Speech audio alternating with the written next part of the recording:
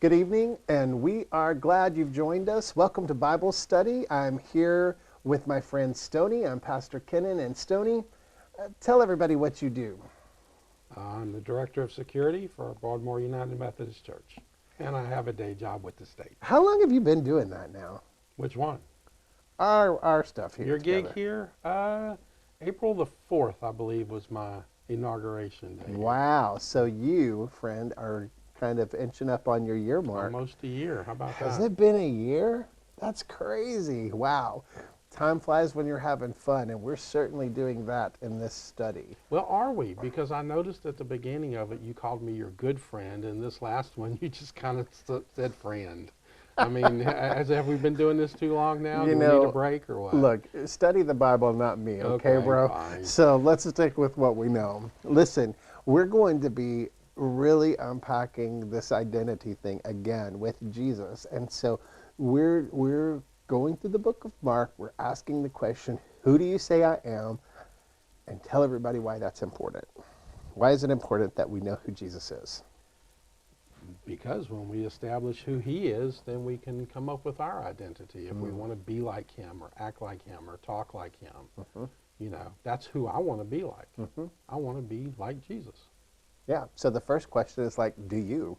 And so if we're going to do that, if we're going to take that journey and we're going to say, hey, we're Christ followers, which is the mission of our church. We make no apologies of saying, we're going to meet you where you are, and then we're going to help you take your next step. Not because we know everything that there is to know, not because we're perfect, because we're just invitational like that. We're just going to invite you on the journey with us and help you take your next step towards Christ. Like we're doing here. We're inviting you into the Bible study, and you know, you asked the other week, hey, if you have any questions or thoughts or comments, send them to you. You want to remind them of your email? Just send it to me at kpickett, Pickett, at broadmoormethodist.org. We would love to interact with you that way, and I would be happy to start some of these segments with a Q&A or whatever. So be sure to ask your questions.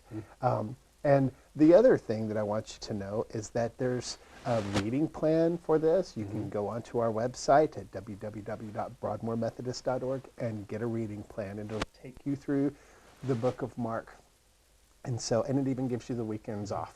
So, and I think you can share some of these on your Facebook and your other stuff too. If you like what you see, share it around a little bit. Let some other people enjoy the journey too. Yeah, there are daily devotionals available on the church's Facebook site.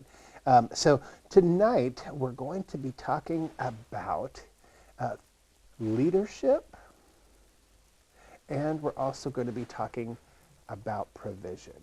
Leadership and provision, and why these two things go hand in hand. So when I use leadership and I use provision in the same sentence, what does that evoke for you? What do you immediately go to? Well, you would test me with a good one. Well, there's varying styles of leadership. How do you want to be a leader? You know, at my work, we have leaders. At your work, you have leaders. And then how are we going to provide for just the logistics of that leadership and everything around us at that time? So for what I hear you saying is there's a real practical side of that. Like, what are the nuts and bolts of that?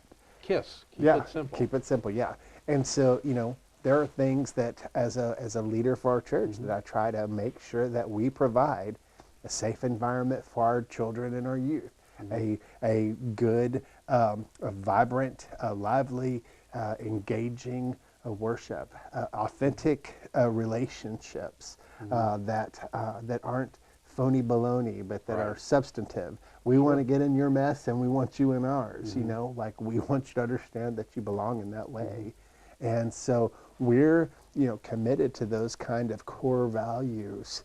And then, of course, you know, I want to provide a service opportunity for every single person in our congregation. So when we're talking about leadership and provision together, you know, it's usually going to be because we want something good for you, something that you may not have without that leadership. And I really think that that's what Jesus gets at in this particular scene. But this scene, it's epic. It's one of the... Well, he's showing leadership, and I'm sure you don't know anything about this, being the executive pastor here, about being a leader with a budget. Yeah, right. Okay, Yeah, I'm sure you're right. you just have all the money in the world Yeah. that you can just pencil whip everything you need, right? Yeah. And Sure. everybody comes to you I saying we just need to rain do money. this, or they're going to run the other way, Yeah. Yeah. or whatever. Yeah. So you would know anything about that, right? Yeah. No, not at all. Okay. That is tongue in cheek. And let me tell you, it's very interesting that you bring up budget because that's what happens here. Right here. And the stewardship of it is brilliant, and there's just a lot of stuff that we can unpack and learn But here. how about the attitude while you're doing that too? Mm-hmm. Right. Okay. So we're going to take a deep dive. We're going to want to pay close attention. We're in Mark chapter 6. We're going to be beginning in verse 30 and going through 44.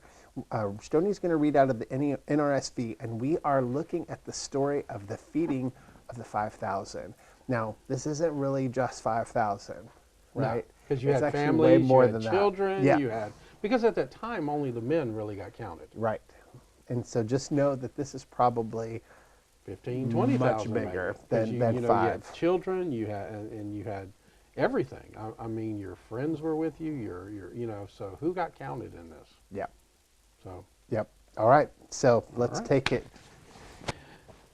feeding of the 5,000. The apostles gathered around Jesus, and they told him all they had done and taught. So they had been going around to different places. They'd been healing people. They had been, proclaiming people healed. They had been casting out demons. They had been doing miraculous things. People who couldn't walk can walk now. People who couldn't see can see now. Mm-hmm. And so all of these amazing, amazing things are happening. And they just want to tell Jesus about, like, they're all back together. They're gathered. They want to tell Jesus They're about excited. everything. They're totally excited. Yeah. Look, They want look the what's going highlight on. reel. Right. Like, look, here's the game reel from our ministry. You know, let's celebrate. You know. sent us out, and we're doing it. Yeah. And so, and they're this is what they laid down their lives for, was to go do this. So, so they're doing it. Yeah. He said to them, "Come away to a deserted place, all by yourselves, and rest for a while. For many were coming and going, and they had no leisure even to eat." Wow. They're busy. That's a lot. Yeah. busy. I mean, that's a whole lot. They're like, let's take a break because I don't know about you, but I haven't even had time for lunch. And I can't even tell you how many times I say that in a week. Probably 3 of my 5 days, at least 5 days, I say that. I haven't even had time for lunch. And so they're busy. Okay. And they went away in the boat to a deserted place by themselves. They don't even walk, right? Right. They're like, let's boat over. Yeah, they don't want people following them. It'll be faster. I just want to go eat and chill, right?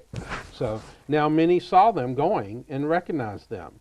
And they hurried there on foot from all of the towns and arrived ahead of them. So it's kind of like somebody told and just shouted out, "Shortcut!"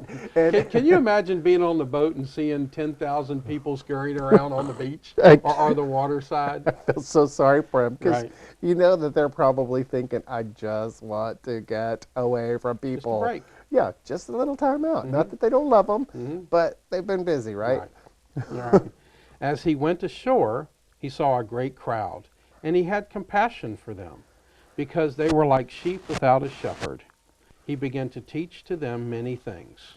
You want to keep going? All right. No, here's what I want to say about that. I think this is a real moment of pause. I mean, I think Jesus is even like touched by this moment. I mean, he looks out over this sea of people, this multitude, and it says they're like sheep without a shepherd. He knows their plight. He knows what they need. He knows they're hungry, and he knows they're thirsty. And it's not just for food; it's for spiritual food. They also know who he was. Yeah. They know who he was. Yeah. It wasn't like he was just a stranger. Well, that's why they're running after him. Yeah, no, for a reason. Word's gotten out. Yes, I mean, he is for sure. Yeah. But I want you to know that the shepherd is going to be really important. This imagery is really important. It's really kind of what we're going to hone in on today, because the shepherd is always going to be the divine awesome, loving care of God. Well, he's And- also, as we talked about earlier, he's laying a good foundation for management skills. yeah, Okay, Yeah. if you care about your people and you delight in their happiness and their success, you're a better manager. yes, yes. So remember though, now when God has provided the nation awesome care through things like the priesthood, the line of priests that are put in place to care for the people, age after age after age, Right. generation after generation. So God's done that when he established this royal priesthood concept. But this is now Mark. So remember that we've gone from Old Testament to New Testament, and we're shifting from national to personal. To individuals. So now it's shepherd and sheep. Individual sheep out there in the field, out there in the world, being cared for by a personal shepherd with a one-on-one interaction. That worries about the single lost sheep. Right. So really important to note this. Big shift. Okay. Okay. When it grew late, his disciples came to him and said, "This is a deserted place, and the hour is now very late. Send them away so that they may go to the surrounding country and villages and buy something for themselves to eat." The disciples are like, we We're just get done. rid of them. We're done. We're set people. Okay. We're so. Let's just send them away, tell them to come back in the morning, and we'll start over again. Yeah. As much as I love ministry, I have felt this way before. I've thought, I've just often want to wondered, go is home. that why a lot of pastors take Monday off? I don't take Monday You off. don't? I know, but a that's lot my do. sermon day. Like that is where I really, because I like to stew on that all week long. But yeah, my day I off think you is just Friday. get tired, You- you yeah. know? Listen, it's not for the lighthearted. No. It's a crazy schedule. Yep. Yeah. But he answered them, "You gave them something to eat." And they said to him, "Are we going to go and buy 200 denarii worth of bread and give it to them to eat?" So Jesus said, "You feed them," and they're like, "With what? My eye teeth? Can I borrow some money or something? Like you got some denarii on you?" And what does Jesus say to them? He said to them, "How many loaves have you? Go and see." And when they found out, they said, 5 and 2 fish. Then he ordered them to go to all the people to sit down in groups on the green grass. So they sat down in groups of hundreds and of 50s. Taking the 5 loaves and the 2 fish, he looked up to heaven and blessed and broke the loaves and gave them to his disciples to set before the people. He divided the 2 fish among them all, and they all ate and were filled. And they took up 12 baskets full of broken pieces and of all the fish. Those who had eaten the loaves numbered 5,000 men. Okay. This is the word of God for the people of God. Thanks be to God. And let me tell you, the thing that really strikes me is that first realization that he has when he's like, they are sheep without a shepherd. You know, they were hungry, and these disciples were tired. But it didn't stop Jesus from going.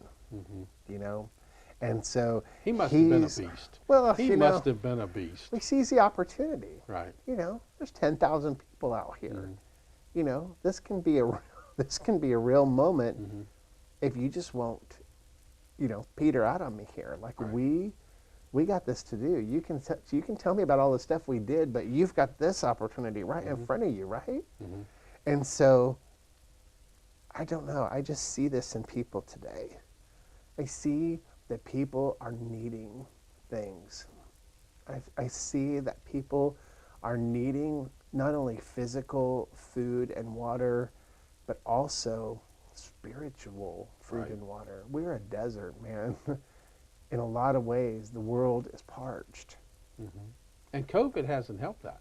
A lot of the No. fellowship, a lot of the energies going to church, people are drained. It's only made it worse. You know, now we're spending our energies on finding toilet paper. Right. You know, we're not doing the things, the fellowship that we need to do to build that energy store back up. Yeah, and it's hard here too because, not only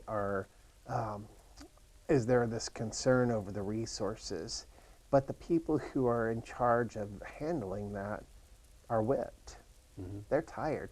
And that's not unlike today either. Right. We have essential workers all around the world right now, and they're tired. Mm-hmm. I see it in the cashiers at High Neighbor. I see it, in the patience of business owners who are hanging on by a thread. I see it in so many ways. Parents who are tired of doubling as homeschool teachers. Mm-hmm. There's a lot of fatigue because the demands on people's lives have shifted, and Right. they're different, and they're not in the wheelhouse of people's actual giftedness. Mm-hmm. And so the demand is high. And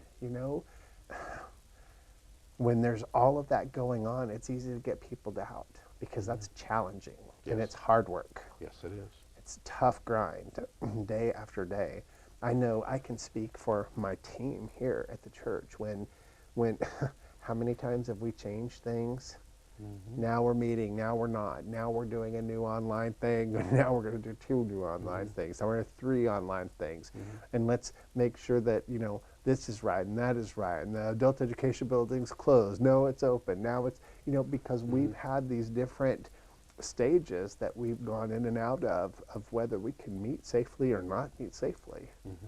And we've had these different moments of when it's been unsafe because we know people have gathered for holidays and things Right. like that, so we need to take a break.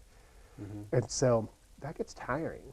Mm-hmm. And because you don't have a routine, it's just all of this kind of random reacting. But it's also at the time when people are most generous. Mm-hmm. And so Jesus' Absolutely. management style has to come out here. Mm-hmm. Instead of saying, yeah, let's go find some money, he says, well, what do you actually have on you right now? Yeah. What do you got? Yeah. So let me ask you, because you're right about that, and I'm definitely wanted to unpack that a little, but what is it that you're needing in this moment, you personally? Like, what are you finding yourself needing? Say you're Me the one personally? sitting in the grass, right? And you have the Lord before you. Like, what is your need? I need love and peace. I need people, especially in this COVID time. I'm a very social person. Mm-hmm. I love people. I love talking about Jesus. Mhm. I talk about him to just people on the street, and I miss that. Mm-hmm. I miss that. Yeah. But here for these people, they hungry. Yeah. A metaphor for what they may be hungry for, I'm hungry for people. Yeah. What are you hungry for? For me, it's just a kinder place. I thrive the best when I feel safe and when I feel like people really do love each other. Mhm. And so my family is a real grounding place for me. My, whether that be if I'm on the phone with my sister or if I'm at home with my wife and kids.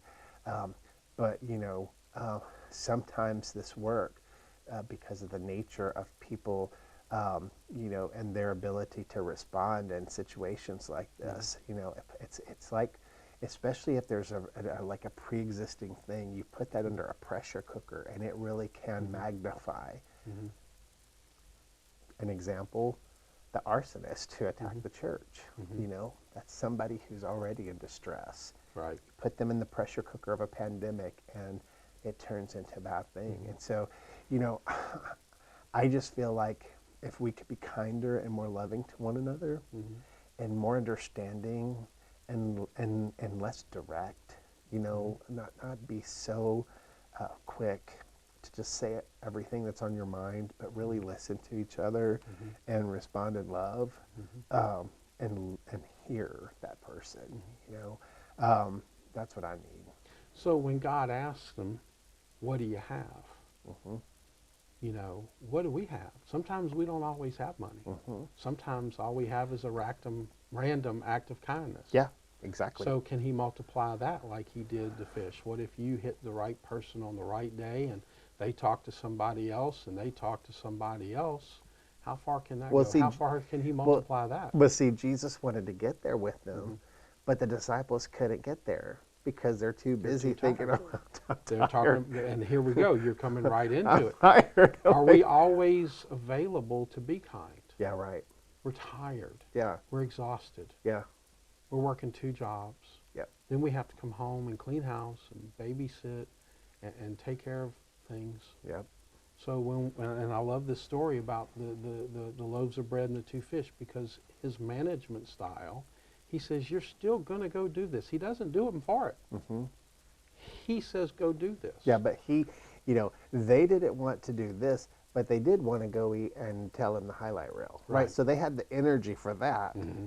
So really what they wanted to do was what they wanted to do. Right.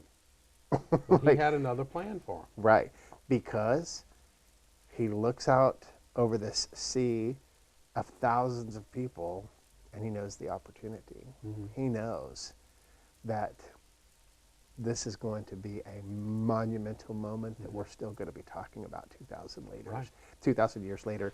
And that's exactly what it is. And that becomes an inspiration for something else, Yeah. Red Stick. Yes. So what are the 3 words Jesus says that really sets this passage in action? Go feed them. You feed them. You feed them. You feed them. And let me tell you, that was the exact thing that was in the hearts of our missional ministry team when we developed and perceived what God was calling us to. But when did that start? Right before the pandemic. Yeah, and It didn't come about because of the pandemic. no. But it grew from that. Yeah. The church saw a need. Yes. What do you have? Let me multiply that for you. And let me tell you, the multiplication thing, you're sitting here thinking, oh, come on, they really fed these, thousands, tens of thousands of people with 5 loaves and a fish. Red Stick Together, in its first months of operation, it was like 30 or 40 people a week. Mm-hmm. The other day we served 30,000th meal. Mm-hmm. 30,000th. Mm-hmm. And you know how the word says, you'll do things even greater than I. That's what Jesus said. Well, 30,000 is greater than 5. And let me tell you, it's true.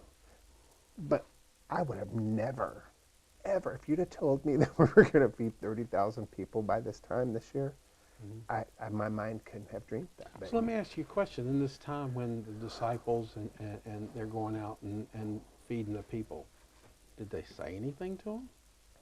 They preached to them. They probably healed people. They were doing things just like Red Stick. Yeah. You're speaking to people. You told me a story the other day. You were praying with this lady who was just apprehensive about life. Yes. And you had the opportunity to talk to her. Yeah. Multiplication. We don't always realize what it's going to be. It may not be monetary. It may not be food. Yeah. Maybe it's just a chance to impact somebody's life. Yep. And then they're going to go away with a little energy, and maybe they'll impact somebody else's too. Yeah, but here's the key, and I think it's the key here. You have to see the opportunity. And they didn't. When the the opportunity presents Right. itself, Jesus could see it, and all they wanted was no part of it. Like, they just wanted to go home. They didn't want to deal with this today. They had already been doing stuff. They're like, we're tired, we're done, we want to tell you what we did, and then we want to eat and go to bed. And that's, sometimes how I feel. Like, I'll be honest. I mean, sometimes it's kind of like, ugh, do I really want to do another thing? But yeah. So let me bat this one back to you. Yeah. Leadership and provision. Yeah. Why don't you define it now? Leadership and provision. What I look for in a leader is somebody that I want to aspire to be like. And so that's what I look for. That's my most important thing. And I think my wife is right. That's something that we're really on the same page for. That's why we serve Broadmoor United Methodist Church, is because we serve under leadership that we respect and that we aspire to. That's why we're here in Louisiana. We would have never come here if we didn't think that we were going to be challenged and learn and grow under the leadership that we have with us. And so I've been very picky throughout my entire ministry about this. It's been one of the single most important things that's behind my own discernment and decision making. And I have been very fortunate and had great mentors because of that. And so I would say that, that's the one thing. And as far as the provision part, what I want to know there is that whatever that leadership is asking of me is that there's an expectation that it's not unreasonable. That if you're going to ask me to do something like feed 5,000 people, that I have that capacity. And I think that's what Jesus does with the disciples, because they're like, with what? Like, you got some denarii? I'm Like, sure how- none of the staff has asked you with what yeah, before, yeah, right? exactly, yeah. Like, how are you going to do that, you know? But that's where Jesus exercises this amazing things and teaches us a story about faith. And so really what happens is Jesus says, what do you mean with what? What do you already have? And that's exactly how Red Stick started. We didn't bring new people into the church to form it. Nope. It was formed with the people who were already here, and it was discerned. It was born out of the creativity of the minds and the resources we already had. All of a sudden, you know, we'd get a check for $100 and then $500, and all of a sudden we were able to afford meals for people. And so it was just incredible. I mean, we didn't have the capacity to cook that many meals, I mean, at all. We didn't Right. have a chef. We didn't have any of this stuff. We partnered with another church, and they cooked the stuff, and we just served it. I love the story of Red Stick. I'm Yeah, sorry. I will talk about it probably. If you ask me back again, I will bring it back up because I just love that story, and it ties directly into what's going on in our story today. Yeah. But see, it totally does, because when I think about the thing that Jesus evokes here, the shepherd imagery, right? And him recognizing them as sheep without a shepherd. You know, my grandfather was also a pastor, and he personally taught me what I know about shepherds and sheep. And he sat down and unpacked in one of the most beautiful moments of my life, the 23rd Psalm, and also passages like "I am the gate" and "I am," you know, like, and really taught me deeply what all of these words meant. And so when I think about Christ as shepherd, I just know that Christ knows that we're in a tough terrain with harmful things all around us. And Christ is the one who's laid down his life to ensure our safety, not in the short-sighted way, in the longest way possible, like eternal way. And so he puts himself across the opening of the sheep pen to protect against anything that would intrude. And that's the beauty of this story. That's what he's trying to show them is, look, you can do this out of the abundance you already have. You don't need extra denarii. You have fish and you have loaves. And we don't want one sheep to get out. And so they end up having 12 baskets too many. Yeah. Now, they would have understood that it was 12 loaves of bread. Remember? We covered a little of this in our previous study. You know, they would have understood what the significance was. So feed them the bread that you have. That's right. Right? There's still going to be bread. There's still going to be abundance. And so Jesus feeds them out of this. And so what did they learn? What did they learn was he's trying to teach them the same management skill. You're going to do greater things than I. You can do it too. Yeah. I've taught you all of this. And I'm going to multiply it. I'll do it. I'll do the multiplying. You just be willing. You stop worrying about the past and let's go on to the future. The future is what's important. Yeah. I'm not going to be here forever. He's laying the foundation for he's the suffering God. Yeah. I'm not going to be here forever. You got to get this. Yeah. You have to carry my legacy on. Stoney, I'll never forget when the pandemic hit. And we were going to be faced with the decision of whether to shut Red Stick down or to ramp it up. And then the job losses start being reported. And we hear hundreds of thousands of people losing their jobs immediately. And all of a sudden, we know that the food insecurity in this area is going to cause a real need because it's hitting our demographic hard. And so I made a phone call to Elaine Burley, who used to be a pastor here and went to the conference office and started working in mission. And I just said, Elaine, I don't know how we're going to do this, but we need to ramp up. We don't need to shut down. We're going to have to figure this out. And you know, she and the Louisiana Conference gave us a grant. And it allowed us to serve hundreds of meals over an extended period of time. And because of what we already had within our connection, God multiplied our need and provided for that need of the people. All we had to do was be willing. And I really think that that's what this is about, is that, you know, Jesus is saying, don't be like sheep or without a shepherd because you have one. You know? But y'all were also tired. You were also thinking about your families. How is this going to affect me? Can we please just go to the house for a little while? And you guys just looked at each other and said, well, we got to do better than that. We got to keep going. In fact, we need 100 volunteers because we went from feeding 100 people, which we had built up to feeding 300 people. And then we started doing 3 nights a week. 3 nights a week. So we were almost feeding 1,000 people a week. And so it was just the most incredible thing ever. I couldn't have ever imagined. And I would like to add, in that multiplication, it's not hot dogs and buns. Yeah. It's healthy, Yes. wholesome meals that the people really need. Yes. And we ended up putting that in-house right with us. We hired an incredible guy.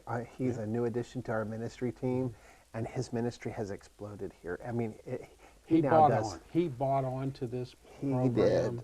100%. Stephen Martinez. He's an amazing guy. If you get a chance to meet him or high-five him or anything, do it, because you will be blessed by him. But he's humble, and he is loving, and all he wants to do is feed people. And he turns a couple little things into a wholesome meal. Oh my gosh. So let me tell you about this guy. If you want to talk about, you know, provision, our food costs were like $2.50 a meal. They're like $1 now. And it's because he goes out and he nurtures relationships. Because he hears the Lord saying, you feed them. You feed them.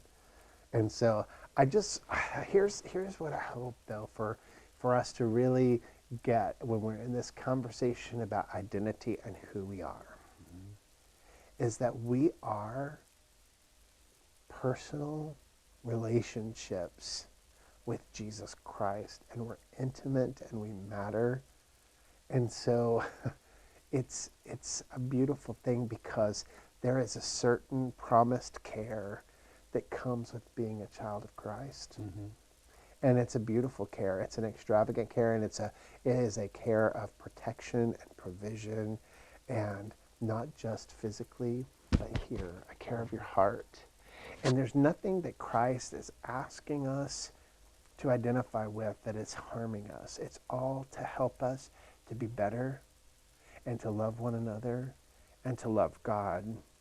And so without this, we really wouldn't know the full ability of Christ to provide and love us without this kind of story and this kind of thing to explain to us just how serious Christ is about us. One-on-one. One-on-one. One-on-one. I'm going to feed you one at a time, and I'll do it with seemingly nothing, and I'll make sure there's extra for anybody you want to bring along. That's right. And so I just think that's a beautiful thing, and I'm so glad he's our shepherd. I'm so glad that the Lord is our shepherd. And, you know, that psalm says we won't want for anything. And I love that. I think that's beautiful. And I just feel like with Christ, the chances of that being true are better than anything else. And so I just think that's such an amazing gift to each of us. So let's say a word of prayer. God, we are humbled by you, by who Jesus is, by all that Jesus has done. We are amazed at the care that you've given us throughout all time. You've established, God, priests and a succession, God, of them to care for us here. And then you gave us the high priest, our shepherd. Lord, the ultimate to care for us and to show us an extravagant love the world has never known. And Lord, as he walked upon this planet, God, and he taught his disciple things, they were recorded in a true and honest way for us to benefit from. And here we are looking at how we might become more like him. And I just pray, God, that we would be willing, that we won't be the ones who say, I'm too tired, or I doubt that can happen. I don't ever want us to be people who work against our own ministries or the ministry that Christ is calling us to extend his ministry in this world.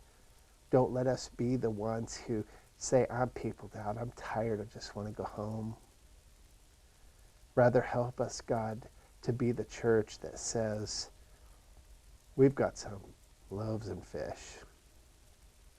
We can make this happen. What do we already have amongst us? Let's be willing to give it up. What is it? God,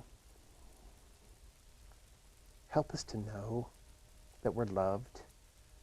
Help us to know that we are provided for. Help us to know that Christ's care for us is a true concern, and that what Christ wants for us is not to inflict difficulty upon us, but God, to give us the opportunity to participate in reconciling this world and helping to redeem it as your kingdom come. Help us to live as confident citizens of that kingdom, and help us to be extravagant with who we invite. In Jesus' name, amen. Thank you so much. This has been a great time that we've had together tonight. We look forward to more of these weeks. We're going to continue to journey through Mark. I don't know about you, but this has been powerful. I have enjoyed this because I've learned more about Jesus. I've learned more about you and our growing friendship. But I'm introspective. I'm learning a lot about myself also. Good. All right. Well, praise the Lord. We'll see you here next time, same time. Good night. There are many ways that you can give toward the mission of Broadmoor. You can go to broadmoormethodist.org/giving to give safely and securely online. You can text Be More to 73256. And of course, you can also mail checks to our physical address at 10230 Molly Lee Drive, Baton Rouge, Louisiana 70815.